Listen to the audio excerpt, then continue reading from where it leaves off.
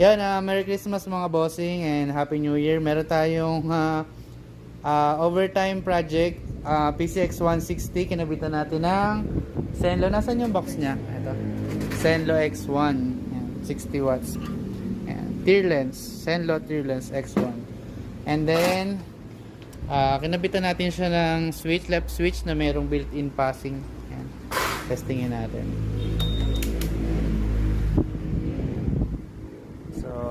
Low beam. Ayan. Kasi babiyahe daw si bossing ng Benguet. Kaya tama ba Benguet? Kaya kailangan niya ng ilaw, high beam. Tapos pag naka low beam siya, ayan, may passing siya. Pag naka off, pwede rin. Ayan, PCX 160. So, si bossing, ayan, kaway ka naman boss.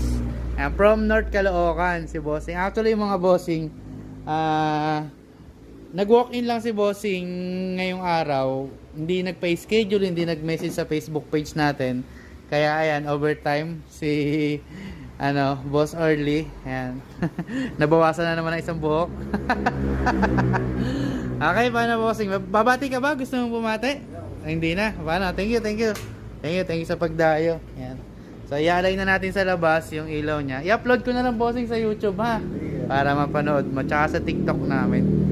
I-alay na natin sa labas para gagamitin na lang ni bossing.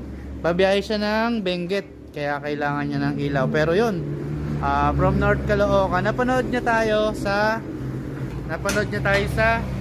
YouTube, kaya tumayo si bossing.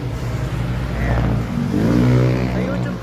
Sa YouTube ko kasi mga bossing, more on wirings pa yung mapapanood nyo doon. Hindi pa ako nakakapag-upload ng mga mga RCB installation.